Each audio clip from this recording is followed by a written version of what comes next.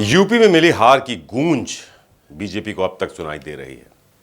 80 सीटें जीतने का लक्ष्य लेकर उतरी बीजेपी को 33 सीटें ही नसीब हुई। अब पार्टी इस बात का पता लगाने में जुटी है कि डबल इंजन की सरकार के रहते आखिर चूक कहां रह गई। साथ ही राम मंदिर बनने के बाद भी अयोध्या में बीजेपी हारी क्यों। नमस्कार, मैं हूं संजीव चौहान और इस खास पेशकश में आप सबका स्वागत है। 2017 के बाद बीजेपी को सबसे बड़ा झटका लगा है, जिसकी वजह है उत्तर प्रदेश राज्य। वो राज्य जहां देश की सबसे ज्यादा 80 लोकसभा सीटें हैं, जहां 2014 में बीजेपी ने 71 और 2019 में 62 सीटें जीतकर अपने बूते 2 बार केंद्र में सरकार बनाई। लेकिन 2024 में राम लहर पर सवार बीजेपी के पैरों तले जमीन खिसक गई। वो जमीन जिसे पार्टी ने 2014 से तैयार किया था। राम मंदिर जैसा रामबाण मुद्दा भी बेअसर रहा। नतीजा, भगवान राम की नगरी अयोध्या में बीजेपी को हार का मुंह देखना पड़ा। राम मंदिर आंदोलन से निकली पार्टी को सबसे ज्यादा टीस इसी बात की हो रही है कि आखिर पार्टी अयोध्या में कैसे हार गई। जमीनी हकीकत का पता लगाने के लिए बीजेपी हाईकमान ने खुद प्रदेश अध्यक्ष भूपेंद्र सिंह चौधरी को अयोध्या भेजा। 2 दिन तक भूपेंद्र चौधरी अयोध्या की सभी 5 विधानसभाओं में गए, स्थानीय पदाधिकारियों के साथ अलग अलग बैठकें की। सर्किट हाउस में की गई इस मीटिंग में स्थानीय पदाधिकारियों ने लल्लू सिंह की खामियां गिनाई। मीडिया रिपोर्ट्स के मुताबिक इस दौरान एक स्थानीय नेता से लल्लू सिंह की बहस भी हुई। बीजेपी नेता ने लल्लू सिंह के सामने ही कहा, आप शहर से गांव की ओर तो गए ही नहीं। इस पर लल्लू बोले, ऐसा नहीं है, मैं सभी जगह गया। लल्लू सिंह को जवाब मिला, बस अपने चहेतों से मिलने, वोटरों तक तो पहुंचे नहीं आप। फिर थोड़ी देर तक ऐसा ही गर्मा गर्मी बनी रही माहौल में। साथ ही बैठक में कई और मुद्दों पर भी चर्चा हुई। स्थानीय नेताओं ने कहा कि जमीन खरीद फरोख्त से बदनामी हुई। जिनकी जमीनें गईं वो लल्लू सिंह के दरवाजे के चक्कर लगाते रहे, मगर उस समय उन्होंने लोगों से मिलना तक उचित नहीं समझा। जमीन खोने वालों में गुस्सा था। लल्लू सिंह को अयोध्या शहर में जो भी वोट मिले वो मोदी योगी के नाम पर मिल गए, वरना इससे भी बुरी हार होती। लल्लू सिंह को लगता था कि राम मंदिर बन गया है तो कार्यकर्ताओं को महत्व देने की जरूरत ही नहीं है। कार्यकर्ता लल्लू सिंह से मिलने के लिए भटकते रहते थे। न उन्होंने कभी कार्यकर्ताओं की सुनवाई की और न ही कभी उनके लिए कोई काम किया। कहा जा रहा है कि लल्लू सिंह जनता में अपना जनाधार 2012 में ही खो चुके थे। वो 2014 का चुनाव मोदी लहर और 2019 का चुनाव योगी के अयोध्या प्रेम से प्रभावित होकर जीते। लेकिन 2024 में इनकी उदासीनता और अनर्गल बयानबाजी से करारी शिकस्त मिली। कमजोर क्षेत्रों के बारे में सूचना देने के बाद भी प्रत्याशी और संगठन की तरफ से अनदेखी की गई।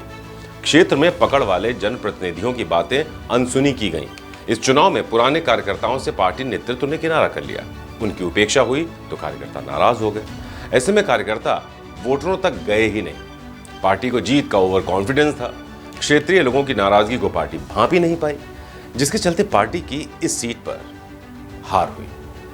नए घाट से राम मंदिर तक सड़क को चौड़ा किया गया। सड़क के दोनों तरफ के घरों दुकानों को तोड़ा गया। कई लोगों की जमीनों का अधिग्रहण हुआ। जो लोग सदियों से यहां बसे थे उनके आशियाने टूट गए। अयोध्या के विकास के लिए जिस तरह से जमीनों का अधिग्रहण किया गया, उसे लेकर जनता में नाराजगी थी।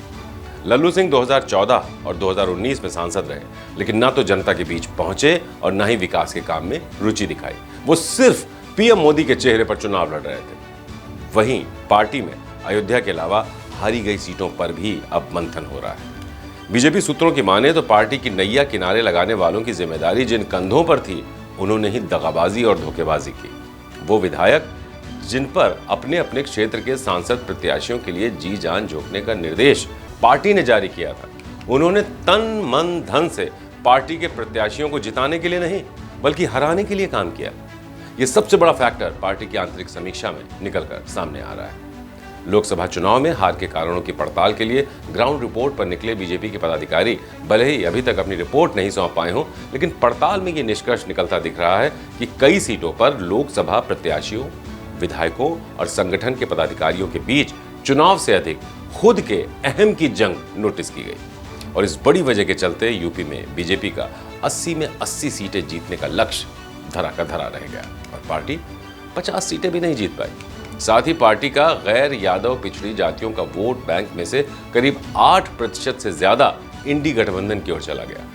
साल 2019 के चुनाव की तुलना में इस चुनाव में करीब आधी सीटें गंवाने की टीस ने बीजेपी को अंदर तक हिलाकर रख दिया है। चुनाव के पहले तक कागजों पर बेहद सक्रिय दिख रही पार्टी संगठन अब हर लोकसभा क्षेत्र में जाकर जमीनी हकीकत परख रहा है। इसके लिए पार्टी संगठन ने सभी 80 सीटों पर संगठन के पदाधिकारियों की 40 टीमें गठित की। इस टीम के लोग क्षेत्र में जाकर अब हार के कारण तलाश रहे हैं, लेकिन सूत्रों की माने तो ज्यादातर सीटों पर हार की समीक्षा करने पहुंची टीम के सामने प्रत्याशियों, क्षेत्रीय पार्टी विधायकों और संगठन के स्थानीय पदाधिकारियों के बीच शीत युद्ध की बात सामने आई है और इसीलिए सभी एक दूसरे पर ही हार का ठीकरा फोड़ रहे हैं। स्थानीय संगठन और पदाधिकारी जहां सांसद विधायक की आपसी जंग और जनता में सांसद विरोधी लहर को प्रमुख कारण बता रहे हैं, वहीं संविधान और आरक्षण के मुद्दे और जमीनी कार्यकर्ताओं की शिथिलता जैसे कारण भी हार की प्रमुख वजह बनकर सामने आए हैं। इसे सहारनपुर के उदाहरण से समझिए।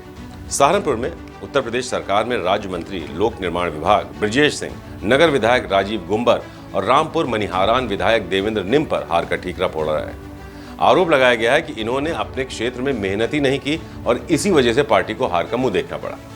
लोकसभा चुनाव में इंडिया गठबंधन के प्रत्याशी इमरान मसूद ने जीत दर्ज की है। पार्टी हाईकमान ने प्रदेश महामंत्री गोविंद नारायण शुक्ला और हरदोई जिले से विधायक आशीष सिंह को सहारनपुर में हार की वजह टटोलने के लिए भेजा। यही नहीं, एक एक कर बीजेपी के सांसद प्रत्याशी मुख्यमंत्री योगी आदित्यनाथ के दरबार में हाजिरी लगा रहे हैं और अपनी हार के कारणों को खुलकर उन्हें बता रहे हैं। इनमें इटावा से हारने वाले रामशंकर कठेरिया से लेकर तमाम बड़े नेता सीएम से अब तक मुलाकात कर भी चुके हैं। वहीं प्रदेश अध्यक्ष भूपेंद्र चौधरी ने कहा कि बीजेपी शीर्ष नेतृत्व की तरफ से सभी हारी लोकसभा सीटों पर 2 वरिष्ठ लोगों की टीमें भेजी गई हैं, जो कि हार की वजह जानने की कोशिश कर रही हैं। जनता ने नरेंद्र मोदी के नेतृत्व में तीसरी बार सरकार बनाने का जनादेश दिया है। एनडीए को इंडी अलायंस से ज्यादा प्रतिशत वोट मिले। लोकसभा चुनाव में विपक्ष के नकारात्मक एजेंडे ने जनता को भ्रमित किया है। अब सभी कार्यकर्ता उसका पर्दा फाश करेंगे। बहरहाल कुछ तो लोग कहेंगे, लोगों का काम है कहना। तो हार के बाद अब कारण खोजे जा रहे हैं। अगर यही प्रत्याशी जीत जाते तो इनकी सारी खामियां खूबियों में बदल जाती। यही वक्त का तकाजा है। बीजेपी देश की सबसे बड़ी पार्टी है, जहां सब काम सिस्टम के तहत होता है।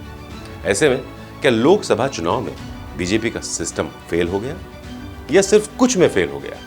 इस बात का पोस्टमार्टम किया जा रहा है। अयोध्या की हार पार्टी की हार ही नहीं, बल्कि ये खतरे की वो घंटी है जिसके बाद बीजेपी अब नींद से जागी है। सामने हरियाणा और महाराष्ट्र का विधानसभा चुनाव है, जहां बीजेपी की सरकार है। ऐसे में इस हार के बाद पार्टी अब क्या सीख लेती है, ये देखने वाली बात है।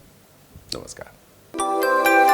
यूपी की हर खबर देखने और उनसे अपडेट रहने के लिए हमारे चैनल श्रेष्ठ यूपी को सब्सक्राइब और लाइक करें। साथ ही बेल आइकन को दबाना ना भूलें, जिससे हमारे हर वीडियो की जानकारी आप तक पहुंचती रहे।